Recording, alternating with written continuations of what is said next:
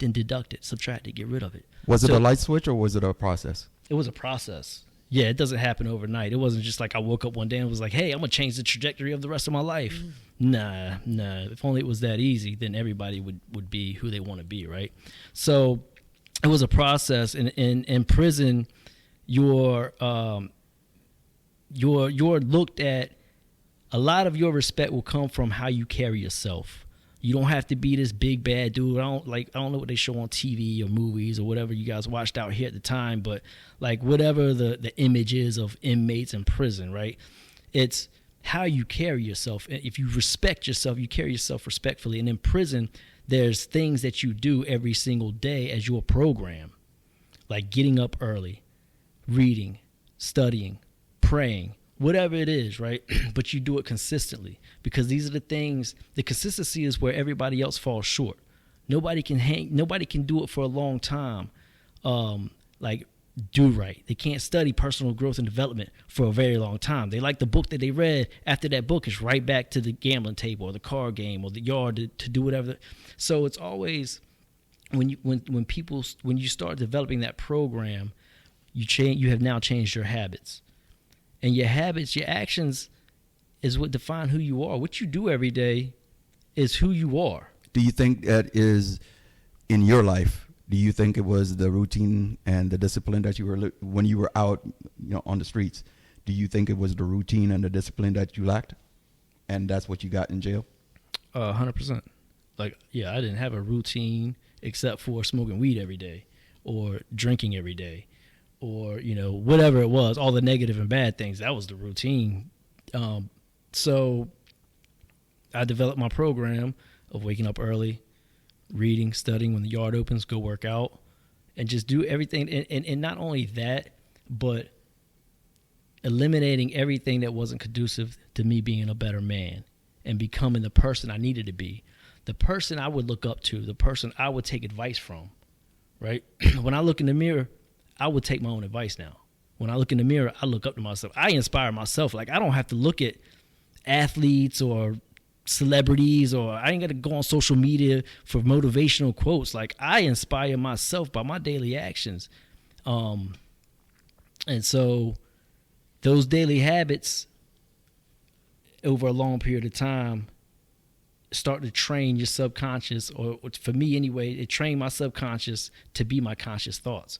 Like, this is right, this is wrong, this is right, this is wrong. Either you do it or you don't. It's just making a conscious effort to do the right thing at all times. My biggest issue starting out was I had been doing wrong for so long. Doing the right thing was hard, which is what most of us fall victim to. Yeah, but that's all you knew, though. That's what we tell ourselves. That's all I knew. My dad ran a construction company. I worked for my dad off and on as a teenager, so I knew how to work. I chose not to. I chose to say all I know is selling drugs. You see how? So basically, after the 8th grade, you just started selling drugs.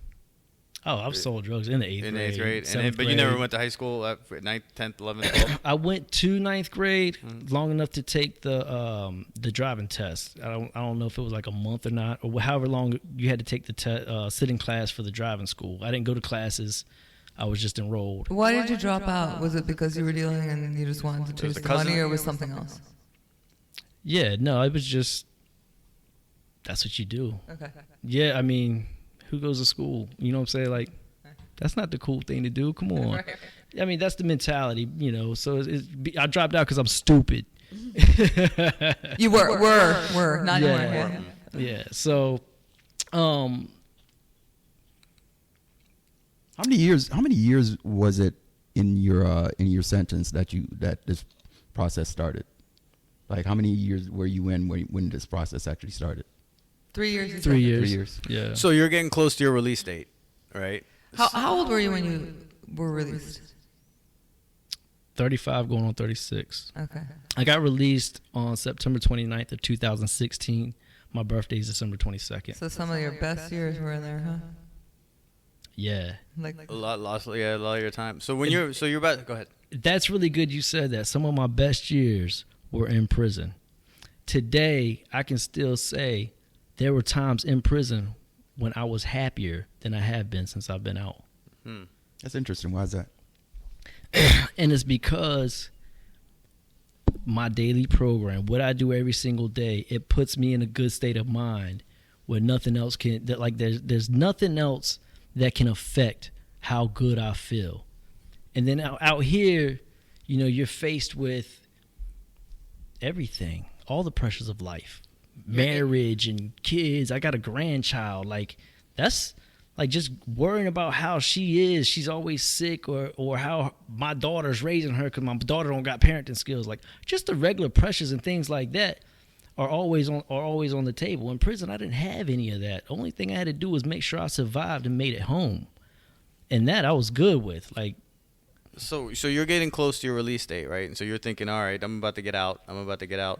What were the thoughts going through your head on what am I going to do when I get out? You know what I mean? Like, what's the next step, right? So you learned all these things in prison and how to be a better person, right? Then as soon as you got out, what was the practical yeah, part what Hold on, let me cut you off. What did you learn? What skills did you learn while you were locked up? that's a great question. Leadership skills, communication skills, vocational skills. I took so many courses. I actually got a 2-year associate's degree in electronic engineering technology.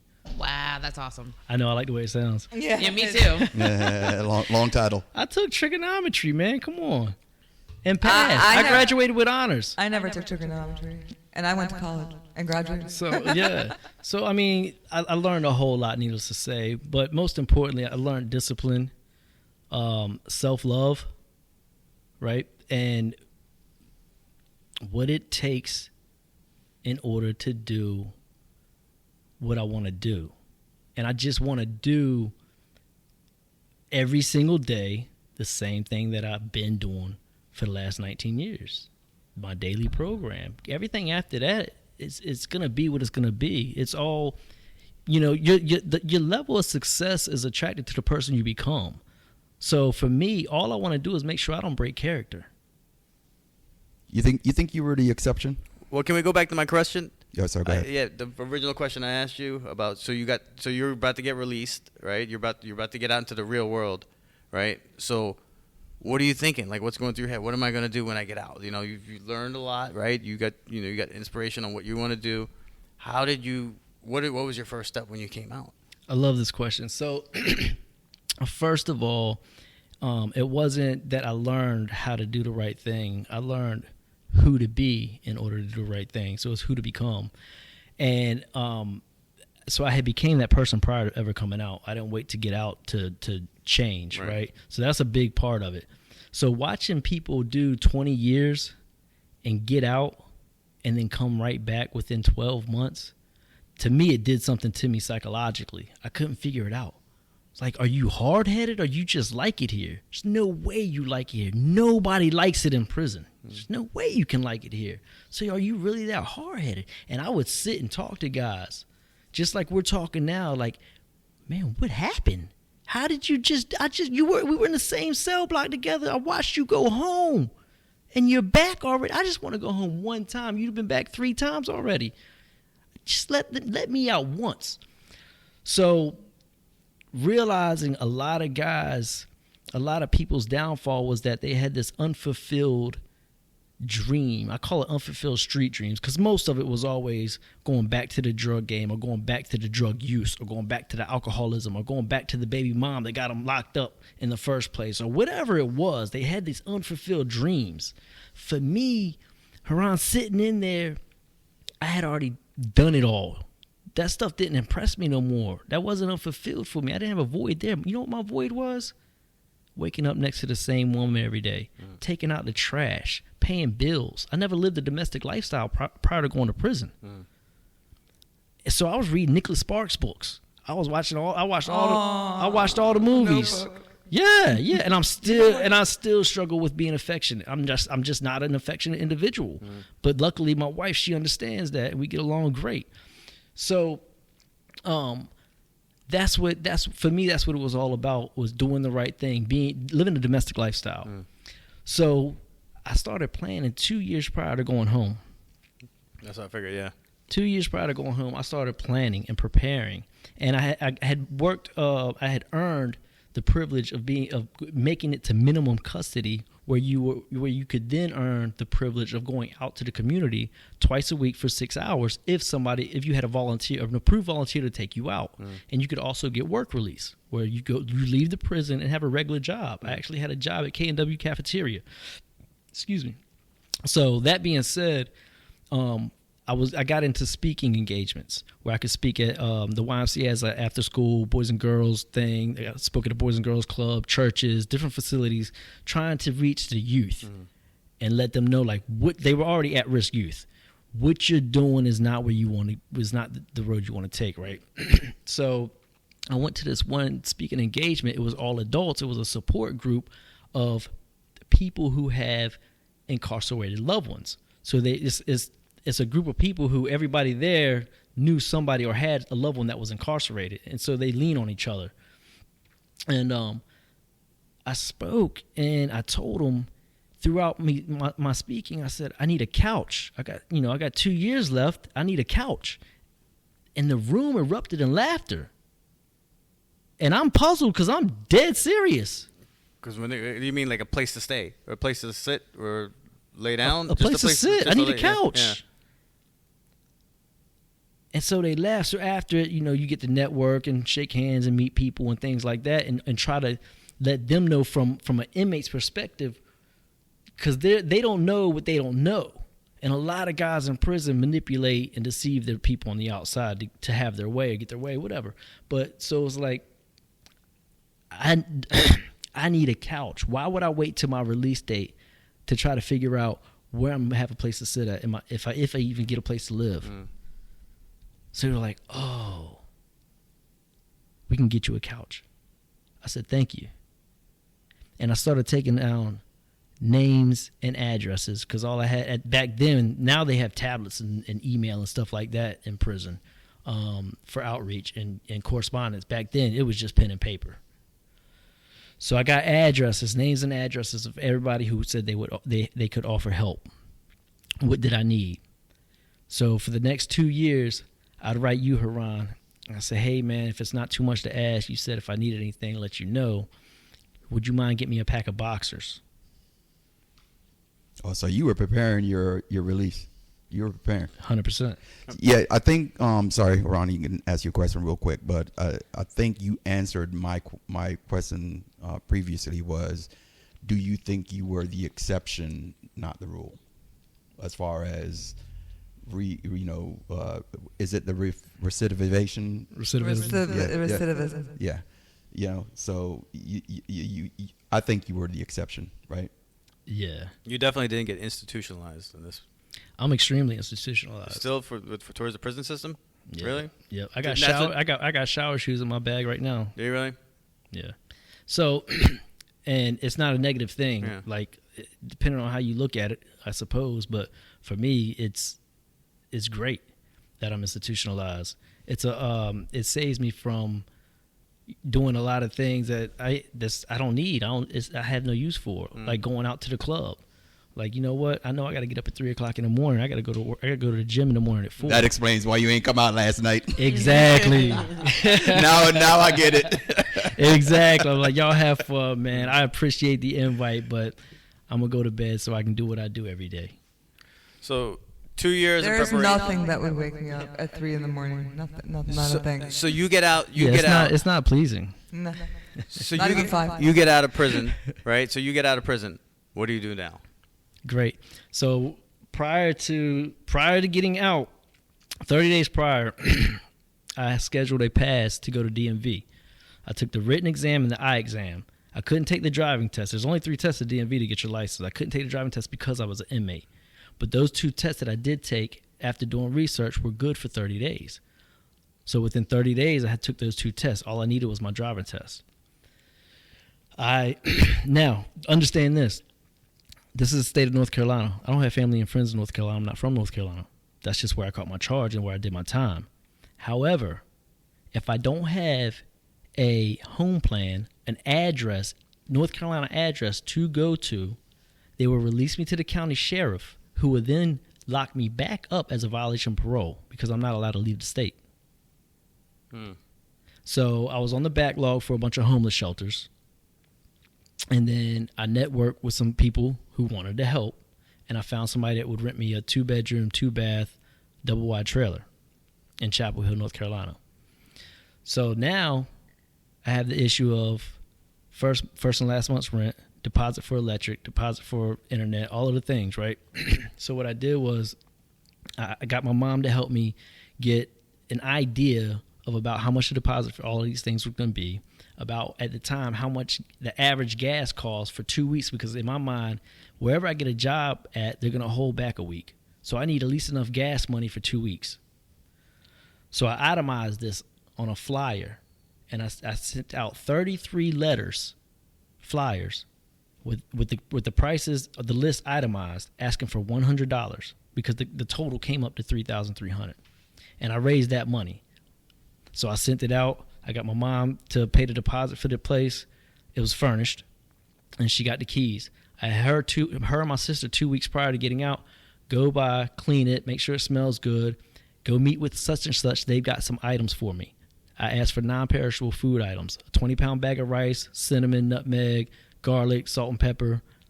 Put it in the cabinets. They go meet with this other person. They've got a shower curtain. They got bath mats, bed linen, towels, all of the things. In my mind, I need to walk in that front door like I've been living there my whole life. Because that's what a lot of guys didn't have. They kept coming back because they didn't have nothing secured. Like Well, first of all, they didn't have a plan. Well, and it's yeah, almost, they had a plan, all right, but It was a bad one. it was a plan for failure. Yeah. It's almost more comfortable in prison because like those basic needs are kind of met, right, in a sense. Because like when you get out, it's like I'm out in this world holding like the thing I came in with 20 years ago, right? And you're just kind of like dropped off like an alien on a new planet. I mean, that's the thing. Like I had nothing. I didn't have clothes. I would have had nothing. I had everything because I planned. Yeah. Over 2 years. In my mind, my people don't have anything. My people don't have money. So I can't wait till I get out and say, hey, I need to go shopping. Who you going to see? Yeah, I need to go shopping. So where were you from? If you weren't from North Carolina? Virginia. Oh, okay. Yeah. And then your mom and your sister were in Virginia and they were coming down North Carolina? Okay. Yeah. So my mom raised my daughter while I was incarcerated. She would bring her almost every 2 weeks to visit. Unless she was sick or other things come up, but for the most part, she was consistent. That being said, so when I stepped out of the prison gate, my mom, my sister, my daughter were there, and one of my homeboys who had got out 9 months prior after serving 24 and a half years on a life sentence. He was there. He had a brand new 2016 Honda Accord Sport. I hugged my mom, my sister, and my daughter. I said, follow us. I got in the car with him, because he was taking me to DMV to use his car to take the driving test, and I got my license. I went to DMV first. I left DMV, got in the car with my mom and my sister and my daughter, and went to the electric company, got the electric turned on, went to the internet place, got the internet turned on, then went to the house. Walked in, everything's turned on. It's like I've been living there. I'm good to go. You're comfortable, yeah. Now let's go get something to eat. I am a loser, you guys. Now, I did not plan. Did you have a job Right. plan when you got out? You were working. Yeah, so I had already lined up a landscaping job, and then I just started hitting the gym at 4 o'clock in the morning, and got clients to fitness training. So I did personal fitness training, landscaping, and then I worked at a restaurant at night. You ever thought that the discipline that you have and you exhibit now, that shit was always in you? I'd never thought about it. I think some of this is innate. I think, dude, the discipline that it takes to be the person that you are, I think that you were born for that shit. But You were focusing your discipline on something we're going, else at that you know, time. we're going back to that bad word. Yeah. You were a product of your environment. Yeah, definitely. So that discipline, I guarantee you, think back. Out of the people that you ran with, weren't you the best at it? Yeah. There you go. So you were good at being bad. There you go. Now you're good at being good. It was so that discipline and that leadership and that work ethic, it was always in you. So you changed Oh, your yeah. mindset is basically what you did. You change your mindset. So going back, because we talked about this on a previous podcast before, a lot of people have what it takes. They just haven't been exposed to an environment that would make them push themselves to be who they should be. But the difference within you have that drive already. You got that it. You got that dog. That's what I would say about myself. I lack drive and discipline. Otherwise, I would be famous. You got that dog. You got that dog. It's Let me true. tell you something. It doesn't matter what it is. Whether it's athletics, like why is Kobe Bryant Kobe Bryant? Why is Michael Jordan Michael Jordan? Discipline. Is it the fact that they were better than anybody else? Michael Jordan got cut from his high school basketball team, but he got that dog in him. Yeah. He got that dog in him. So you got that dog in him. So you were it. You know what I'm saying? Like from a young age, you were it. You had that in you. It just took a situation for you to get into a place and be quiet. Well, like you said, Like you said. he had to get out of that environment so that he could see himself. You had to go see that dog in you, Yeah. dog. Yeah. So jail actually allowed you to see the dog in you. Oh yeah. Because you got that dog, man. Because I'm trying, we talked about this, because when, like I said, when this was brought up about you being on the podcast, I said, man, listen, I'm very interested in the redemption story, because I'm telling you right now, there's a lot of people that go through the situation that you're in, and they don't make it, bro. Oh, I know. They go back. There are people right now sitting in a cushy apartment building talking about, I can't do this because of this and that and this and that, and they make excuses for their life. I'll tell you right now, as far as I'm concerned, I don't make excuses in my life, man. I just get out there and do it. That's it. I just get out there and do it. You know what I mean? That whole self-pity part of it that a lot of people have, I don't have that, man. It's because you're Jamaican. I don't sit around complaining about it. Man, shit happens, dude. Shit happens. Jamaican. Somebody said, I remember somebody asked me one time, so my brother just died like 2 years ago, right? And they asked me, they were like, man, how are you not, because it was like, I've had like 6 people in my life that, I consider like it, die out of my life, gone. And somebody asked me, like, how you just, it seemed like you don't care. Mm-hmm. It's not that, man. I don't wallow in self-pity.